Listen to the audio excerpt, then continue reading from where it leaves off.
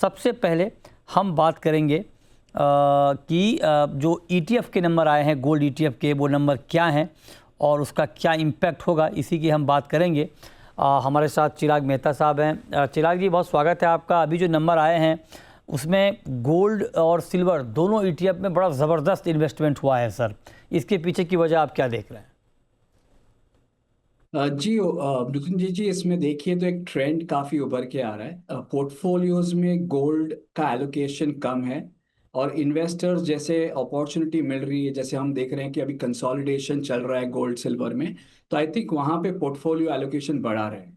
So overall अगर आप last एक साल के नंबर्स देखें तो इन्वेस्टमेंट डिमांड अगर मान ले कि 30% of the total gold demand होती है, अगर 30% में से अगर ईटीएफ का अगर आप नंबर निकाल ले तो करीब करीब 45% of the investment demand gold ETF के थ्रू आ रहा है।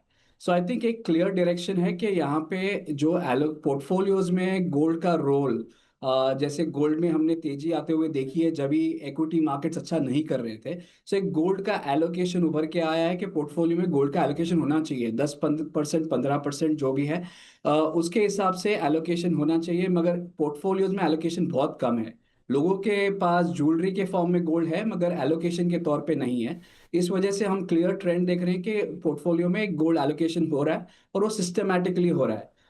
ऐसा नहीं है कि जनवरी में हमने काफी बड़ा नंबर देखा, अराउंड 24,000 करोड़, पर उसके बाद भी हमने वो कंटिन्यूअस ट्रेंड होते हुए देखा है। ऑफ कोर्स नंबर्स वो लेवल पे नहीं है मगर फिर भी 3,000 crore is not a small sum allocation के तौर पे गोल्ड में हो रहा है। सो आई थिंक ये ट्रेंड हमें बता रहा है कि एलोकेशन को लोगों ने माना है कि गोल्ड में एलोकेशन होना चाहिए और वहीं पे हम ट्रेंड आते हुए देख रहे हैं। सो आई थिंक ये ट्रेंड यहाँ पे जारी होते हुए देखेंगे क्योंकि एलोकेशन अभी भी पोर्टफोलियो के उस एलोकेशन में कम है। Total industry is 1.7 lakh crore और अगर टोटल इक्विटी इन्वेस्टमेंट देखिए या total allocation to mutual fund देखें तो करीब करीब 75 लाख 80 लाख करोड़ का इंडस्ट्री है। सो अगर उस तरीके से भी देखें तो काफी कम एलोकेशन है गोल्ड के अंदर। सो ये ट्रेंड हमें लगता है कि यहाँ पे आगे जाके भी जारी रहेगा। ओके, ठीक है। तो आप कह रहे हैं कंटिन्यू रहेगा, लेकिन जो आंकड़े हैं वो अपने आप में बड़े चौंकाने वाले हैं। मतलब आप देखिए कि जून में 575% का इजाफा हुआ है गोल्ड ईटीएफ के इन्वेस्टमेंट में। मैं जानना चाहता हूं, अभी आप देखिए जब गोल्ड में तेज़ी आई थी एक तरफा तो अचानक से इन्वेस्टमेंट बढ़ा था, फिर जब गिरावट आई तो आउटफ्लो भी शुरू हो गया, बिकवाली शुरू हो गई। अब फिर से अगर बाइंग हो रही है तो क्या इन्वेस्टर को ये लग रहा है कि गोल्ड का प्राइस मार्केट बॉटम आउट हो रहा है, अब यहाँ से तेज़ी ही रहेगी और इसीलिए गिरावट को एक बाइंग के मौके के तौर पर देखा जा रहा है? सो मृत्युंजय जैन जी, एक महीने में आउटफ्लो हुआ था 700 करोड़ का, मंथ बिफोर लास्ट। तो उसके अंदर जब हमने 68,000 करोड़ के लास्ट एक साल में फ्लो आते हुए देखे, इनफ्लो आते हुए देखे, वहां पे 700 करोड़ इज एन एबरेशन। तो हमें नहीं लगता है कि you should read too much into that. हमें लगता है कि on a month on month basis you will see a steady number जो हमें दिख रहा है overall. Somewhere between 1,000 to 3,000 crore का फ्लो हम आते हुए देख सकते हैं गोल्ड ईटीएफ्स में। क्योंकि I mean if you just map के एलोकेशन के तौर पे कितना होना चाहिए, जैसे कि इक्विटी में करीब करीब 24-25 हजार करोड़ से 30,000 करोड़ के इनफ्लोज आ रहे हैं एवरी मंथ। सो अगर 10% एलोकेशन भी गोल्ड में होता है तो अराउंड 3,000 करोड़ के इनफ्लो होने चाहिए of the total money that is coming into mutual fund. So I think बहुत सस्टेनेबल नंबर हमें लगता है कि 1,000 to 3,000 करोड़ के फ्लोज हम देख सकते हैं on a continuous basis in gold ETF. So हमें नहीं लगता है कि कोई एक फ्रेंजी था गोल्ड ईटीएफ में। हालांकि जनवरी के मंथ के नंबर्स काफी ज्यादा थे जब भी प्राइस में उछाल आते हुए देखा था, मगर नंबर ऑफ इन्वेस्टर जो जुड़ रहे हैं लास्ट 3 महीने में हमने देखा है कि रादर लास्ट मंथ में देखा है कि 1,35,000 न्यू इन्वेस्टर्स सिर्फ गोल्ड ईटीएफ में जुड़े हैं। गोल्ड फंड ऑफ फंड के नंबर्स देखेंगे तो उससे भी ज्यादा है।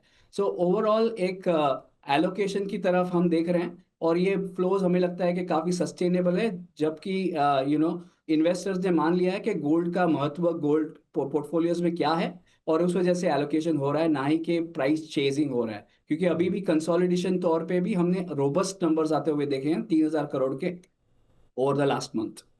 अच्छा, अब जरा आते हैं सिल्वर ईटीएफ पे सर। यहाँ पे भी अच्छी खासी बढ़ोतरी हमने देखी है, 300% का इजाफा सिल्वर ईटीएफ के इन्वेस्टमेंट में जून के महीने में हमने देखा है। और मैं ये समझना चाह रहा हूँ कि चूँकि चांदी के दाम भी बहुत ऊपर से नीचे आए हैं, तो क्या सिल्वर ईटीएफ में जो इन्वेस्टमेंट है वो भी आपको एक सस्टेनेबल ट्रेंड दिख रहा है अभी? सो सिल्वर में आई थिंक दोनों तरह के इन्वेस्टर्स मिलते हैं, शॉर्ट टर्म लॉन्ग टर्म। हमें लगता है कि सिल्वर में काफ़ी इवन स्पेक्युलेटिव बाइंग होती है थ्रू गोल्ड ईटीएफ्स, क्योंकि इट्स एक लेवरेज प्ले हो जाता है गोल्ड के ऊपर। सो उस तरीके से आई थिंक सिल्वर में आपको वॉलेटिलिटी इन प्राइसेस, वॉलेटिलिटी इन फ्लोज भी दिखेंगे, मगर गोल्ड के लिए एलोकेशन काफ़ी सस्टेनेबल होंगे। Okay, perfect. अब मैं आता हूं दूसरे मुद्दे पे। ये तो आपने बता दिया ट्रेंड। अब आप जरा बताइए कि क्या इस वक्त एक निवेशक को गोल्ड और सिल्वर के ईटीएफ में अच्छा खासा इन्वेस्टमेंट करना चाहिए क्या इस प्राइस पे? अगर आपका एलोकेशन कम है तो ज़रूर करना चाहिए आपका। हमें लगता है कि हार्ड नंबर्स बताते हैं ओवर लास्ट 20 या 25 ईयर्स ऑफ हिस्ट्री कि 15% एलोकेशन गोल्ड में ऑप्टिमल होना चाहिए। और अगर आपका एलोकेशन नहीं है, ये बहुत अच्छी अपॉर्चुनिटी है जहाँ पे गोल्ड कंसोलिडेट हो रहा है। ये नहीं बोल सकते हैं कि ये बॉटम है कि यहाँ से भाव गिर नहीं सकते। यहाँ से डाउन साइड काफ़ी कम लग रहे हैं फ्रॉम करंट लेवल्स। इसके लिए आपको ये अच्छा अपॉर्चुनिटी है जहां आपका अगर गोल्ड एलोकेशन कम है और अगर प्राइस कंसोलिडेट हो रहा है, तो it's a good time to allocate more. So अगर आपका एलोकेशन बहुत कम है तो ये अच्छा खासा लमसम करने का टाइम है गोल्ड ईटीएफ में, कि आप लमसम अच्छा एलोकेशन करके अपना एलोकेशन बना सकते हैं गोल्ड। मैं वही पूछना चाह रहा था कि आप कह रहे हैं कि लमसम करने का भी एक अच्छा प्राइस है, ये अट्रैक्टिव प्राइस है। जी, हमें लगता है कि लॉन्ग टर्म फंडामेंटल्स अभी भी काफी अच्छे हैं गोल्ड के लिए। हमें डिक्लाइन देखा है क्योंकि यील्ड्स ऊपर गए हैं, डॉलर स्ट्रेंथन हुआ है। हमें नहीं लगता है कि दोनों ट्रेंड सस्टेनेबल है beyond a short term perspective. लेकिन सो कुछ रिपोर्ट्स जब तो तक सर, ये दो ट्रेंड है, हाँ, गोल्ड नीचे थोड़ा आ सकता है। मगर हमें लगता है कि if you take a 1 to 2 year view, ये काफी अच्छा लेवल है गोल्ड में एंटर करने के लेकिन लिए। कुछ आउटलुक तो $3500 के भी आ रहे हैं गोल्ड के। तो ऐसा तो नहीं कि अगर 3500 तक गोल्ड आ गया तो लोग इस भाव पर भी इन्वेस्टमेंट करके फंसा हुआ फील करें? आ सकता है, मगर वो ज़्यादा टाइम तक हमें लगता है कि सस्टेन नहीं करेगा, क्योंकि फंडामेंटल्स अभी भी पॉजिटिव है गोल्ड के लिए from a long term, medium to long term perspective. So bottom पकड़ना नॉर्मली इन्वेस्टर्स के लिए बहुत डिफिकल्ट होता है, because they don't track market day in and day out. इसलिए जबकि ऑलरेडी गोल्ड करेक्ट हो चुका है nearly 30% from current level, from the highs. ये अच्छा लेवल है। और जब भी हिस्टोरिकली आप कंसोलिडेशन फेजेस देखें बुल मार्केट के अंदर, तो normally gold is corrected closer to 30%, plus minus 2-3%। So ये हमें लगता है कि अगर लॉन्गर टर्म व्यू रखे और बॉटम पकड़ने के लिए ना जाएं, और अगर आपका एलोकेशन कम है, this is a great time to allocate to gold considering the medium to long term fundamentals. और गोल्ड एक रोल प्ले करता है पोर्टफोलियोज में, और वो रोल को ध्यान में रखते हुए अगर एलोकेट करें तो you will not be disappointed.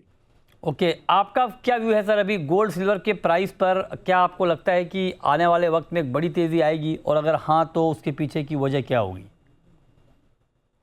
सो हमें लगता है कि ये गोल्ड एटलीस्ट फंडामेंटली बहुत स्ट्रांग है। अगर आप पिछले बुल मार्केट्स देखें तो still it is not appreciated to the level we have seen in the previous bull markets. और ये बुल मार्केट में अभी भी फंडामेंटल्स काफ़ी स्ट्रांग है। जैसे हम देख रहे हैं कि deficit and debt unsustainable level पे है ग्लोबल वर्ल्ड में। और वहाँ पे in good days also they are running 6% deficit as a percentage of GDP. तो डेट कहीं ना कहीं पाइल ऑन हो रहा है, and current phase is consolidating because of yields and dollar. हमें लगता है कि दोनों तरीके से वो अनसस्टेनेबल है। रियल इंटरेस्ट रेट जो बढ़ रहे हैं, I don't think it can go on for further longer. तो रियल इंटरेस्ट रेट जैसे डिप आता है या डॉलर में कहीं ना कहीं एक डेप्रिसिएशन ट्रेंड वापस चालू हो सकता है, हमें लगता है कि that's gonna be the trend over medium to long term. दोनों ही पॉजिटिव होते हैं गोल्ड के लिए। और एक जैसे अगर थोड़े टाइम के बाद अगर रिसेशनरी फोर्सेस आ जाते हैं, अर्ली साइंस दिख रहे हैं यूएस मार्केट्स में, जहां पे थोड़ी सी नरमी देख रहे हैं लीडिंग इंडिकेटर्स में। अभी भी there is gonna be growth in the US market, but at some point in time ये जो लीडिंग इंडिकेटर्स हम देख रहे हैं कहीं ना कहीं ट्रांसलेट होंगे स्लोअर ग्रोथ में। सो एक स्टैगफ्लेशन सिनारियो का भी पॉसिबिलिटी है, जहाँ पे lower dollar will keep commodity prices higher and inflationary trend will be stickier, और ग्रोथ अगर नीचे आता है तो एक स्टैगफ्लेशनरी सिनारियो भी हो सकता है यूएस में। हम उसकी possibility into coming into next going into next year देख रहे हैं in terms of panning out. So over the medium to long term I think we are positive on gold prices. चलिए, परफेक्ट, बहुत शुक्रिया चिराग मेहता जी आपका हमारे साथ जुड़ने के लिए और overall view gold silver ETF और प्राइस पर देने के लिए।